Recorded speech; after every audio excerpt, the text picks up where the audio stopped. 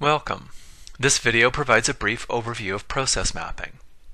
Process mapping is one of the tools that can be used when you're doing continuous quality improvement, or CQI work. It can also be used to identify areas where a CQI project might be helpful. A process map is a visual representation of some process. This is not a new activity or idea for us in public health. Other words that we've been using for process maps include flowcharts or decision trees. CQI tends to focus on business processes, so we call the exercise process mapping.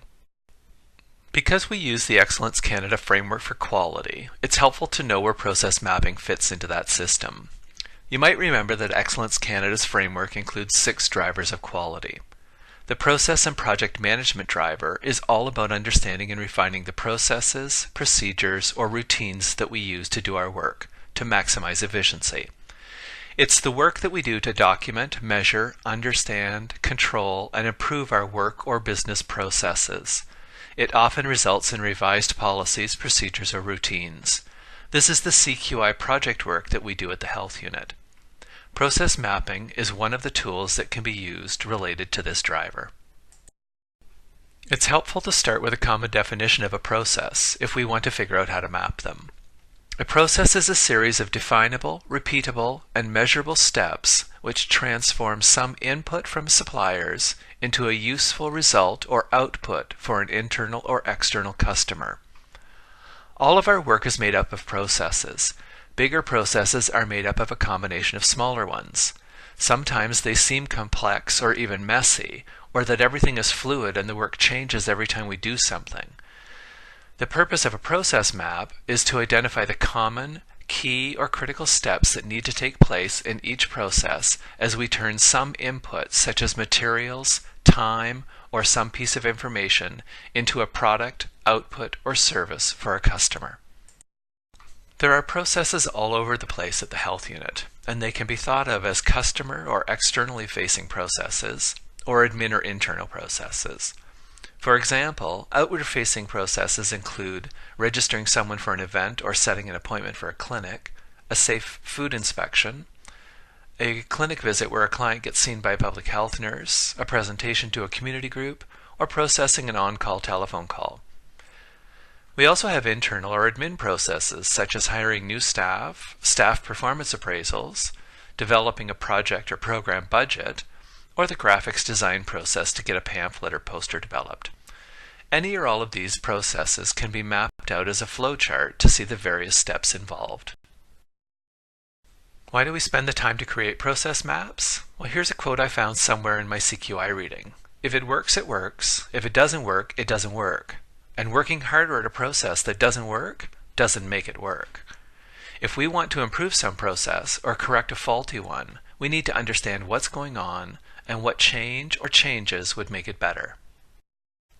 So, a process map is a flowchart that shows how work flows through the functions in an organization. It captures and records how a particular input is processed by identifying each step required to convert inputs into outputs.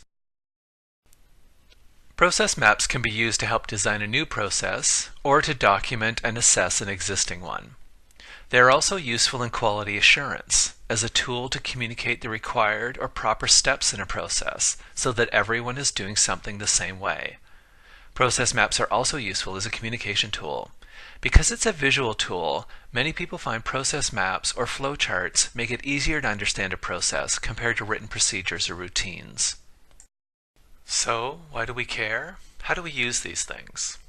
Well, first, they're a good communication tool when we're trying to show or orient someone to a process, either at a high-level overview or at the detail level. All of our SharePoint workflows are based on process maps, so if you can map a process that involves SharePoint files or information, we can probably build a workflow for it. In fact, that's how we've created many of our HR and communications workflows, by first mapping the steps and the players out, and then creating SharePoint lists, forms, and workflows to match. Process maps are also really useful when doing CQI projects, and in fact often lead to CQI projects. When you map out a process, you almost always find something in there that looks like it needs to be revisited or tweaked in some way. And finally, we want to think more about process mapping because Excellence Canada's certification requires that we do. They require that we've mapped out all of our major processes. They do this partly because when you map stuff, you find out where improvements can be made. And you rarely just find things to improve and then ignore it and move on. There's no single way to do a process map, but there are some general guidelines, because the end goal of every map is to be able to communicate the flow of work as it moves through the various key steps. Excellence Canada defines 3 levels of process maps. These are about levels of detail. We tend not to use 3-level maps here at the Health Unit, but the concept is useful to know. It's really just that processes can be mapped in more or less detail, depending on the information you're trying to convey and the audience. If you think about it, our policy and procedure system is a 3-level one as well, made up of policies, procedures, and routines. So we're already sort of familiar with this way of understanding the business processes here. Our 3-level policy and procedure system doesn't exactly match the 3-level process mapping system, but it's not far off. So in process mapping, you have 3 basic levels or types of maps. A level 1 map that outlines a process at its highest level and defines the what that needs to take place. A level 1 map doesn't try to describe things like who does the work or how it gets done. A level 2 map goes into more detail, shows the process or some part of the overall process in more detail, and begins to outline the who as well. And a level 3 process map shows the process at the transactional or very granular level. It shows the how, sort of like our routines do. We'll look at each of these in a bit more detail, and then at some of the existing health unit process maps so that you can see how these fit together and how we've done it here. Here's an example of a level 1 process map for a staff expense claim process. This is not our process here, but one that I made up for a CQI course I took. We'll follow this sample process through all 3 levels of mapping in the next couple of slides. As noted, a level 1 map outlines the process at its highest level. Any process should be able to be mapped in 5 to 7 steps. If you have more steps than that, you're either trying to include too much detail or you really have more than one process. So here we have a 5-step process. A person incurs a work-related expense. She submits a request for reimbursement. The request is approved. A check is issued. And finally, the check is delivered to the staff person. A couple of things to note about this level 1 map. It's a one-way or linear process. There are no decisions that might need to be made that might loop backwards in the process. And every step adds value somehow. It changes the input into something else that gets moved down the chain. Each step is action-oriented. It starts with a verb. And overall, the map provides a good orientation to the process. There's not too much detail, but I can see the critical steps in the process from incurring the work expense to getting a check in hand to pay me back. Beyond level 1, we get into more detail, and it's useful to spend a minute or two reviewing the most common standard symbols used in process mapping. It's important that we all use the same basic symbols if we're going to be able to read each other's maps. There really are only 4 basic symbols that get used all the time. The start or stop symbol, because every process has a beginning and an end. The flow of work, shown by arrows. An action step, shown by a box. And a decision, shown by a diamond shape, where some feature of the input will decide the next step from among a number of options. If you think back to the level 1 map, it was all action steps with the direction of flow mapped out. Those are the 4 symbols you will use most often. There are many process mapping symbols, but there's 4 others that may also be useful and good to recognize. There are on and off page reference symbols, which are just markers for when the arrows in a process map might get too long or messy, and you use a marker instead. The small circle is a reference to point to something on the same page. The pentagon shape that kind of looks like a downward arrow points to a starting place on another page in a multi-page process map. The large circle is used when you have an inspection step, so maybe when someone needs to review or approve something before it can move on to the next step. And the big D shape is used when there's a delay in the process. For example, when invoices get processed only once a week. There could be a delay while they wait for the next processing period. We'll see examples of each of these in the next few slides. Here's a Level 2 process map from our same fictional employee expense claim system. Remember that this is a fictional request with room for improvement in it. The first thing that you can see is that it's more complex, and it includes the who to show how the process flows from one person to another, and it shows the does what in a bit more detail. Here, the process starts when the manager prepares a request and submits it to the director, an action step represented by the box. The director reviews the request and then has to make a decision based on a yes/no question. Is the request correct? The diamond shows this decision step, with arrows showing what happens for each possible answer or condition. If the request is correct and less than $1,000, the director can approve it and it goes to accounting to review the request again. If the request is over $1,000, another diamond, the request goes to the vice president. You can follow the process the rest of the way through by following the arrows, with boxes being action steps and diamonds being decisions. Here's an example of an on-page reference after accounting reviews the request. If there's an error in the request, it needs to go back to the director. You use the on-page reference symbol here because it would be too messy to try and get arrows from the accounting diamond back to the director. You'd have to cross other arrows or shapes. But you can follow the process by looking for the other A. If you had more than one on-page reference, you would then use B and then C, etc. So that's a Level 2 process map. This is an example of a Level 3 process map. The first thing to notice is the level of detail. It's the same kind of detail that we would include in our routines. Also notice that it doesn't start at the beginning of the overall process and end when the check is delivered. A Level 3 process map might illustrate just a small part of an overall process because you have so much detail in it. This one starts when accounting approves the check to be written and the issuer or payables clerk puts it in a pile of invoices to be processed every Tuesday. That's an example of a delay, so notice that the shape is the large capital D shape. This process map is mostly action steps, with a few delays in it while the process waits for specified conditions to be met. Notice that it uses 2 on-page references, and that it refers to an off-page process, the signing authority process, in the right-hand column, using a 5-sided shape that points downwards.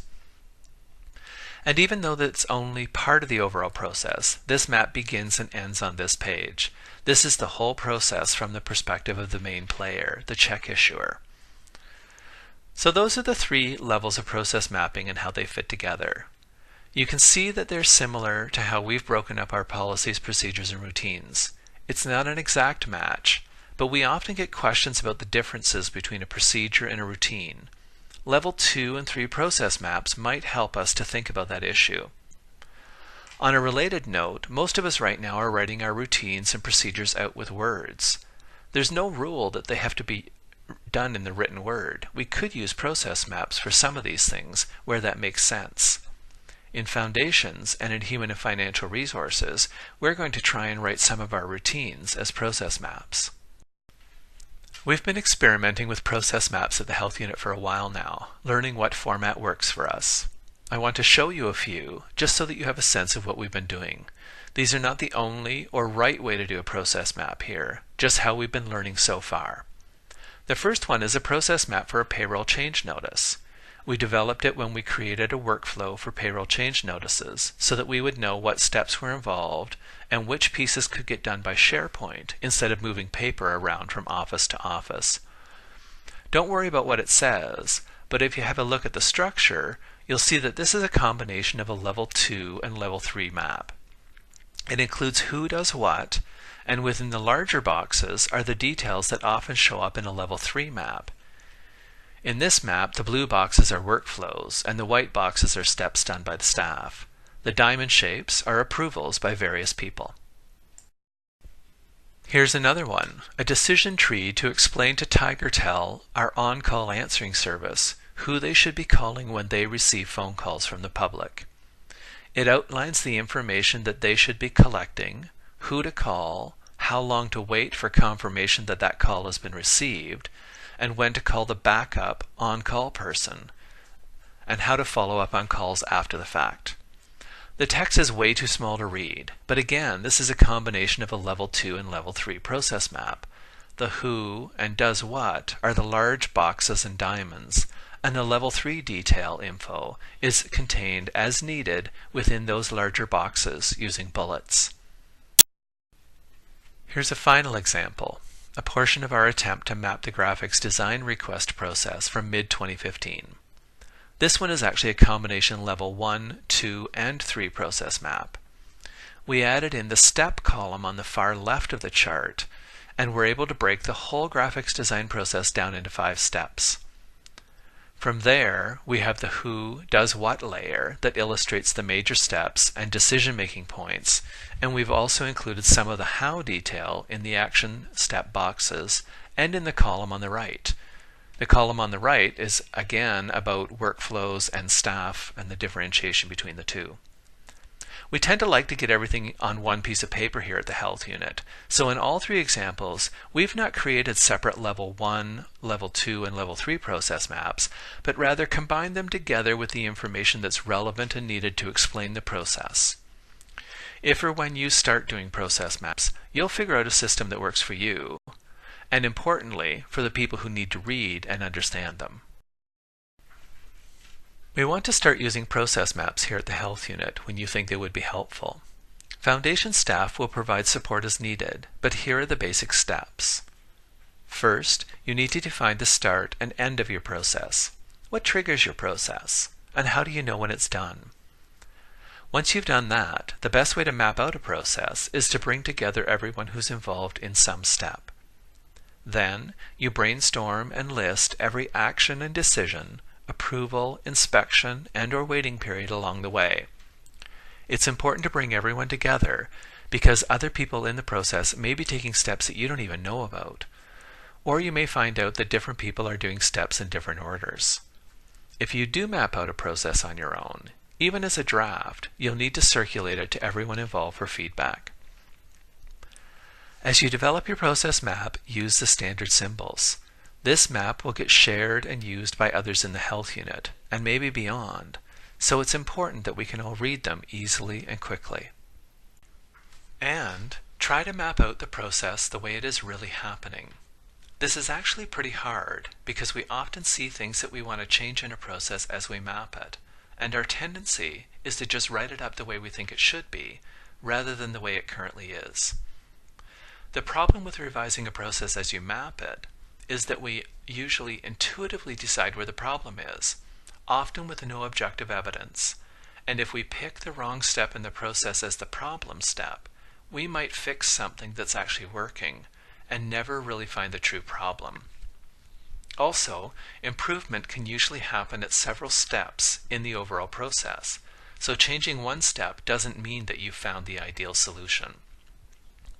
Definitely pay attention to where you think the issues are, but the exercise of testing changes to different steps in a process one at a time and measuring the impact of those changes is what CQI projects are all about.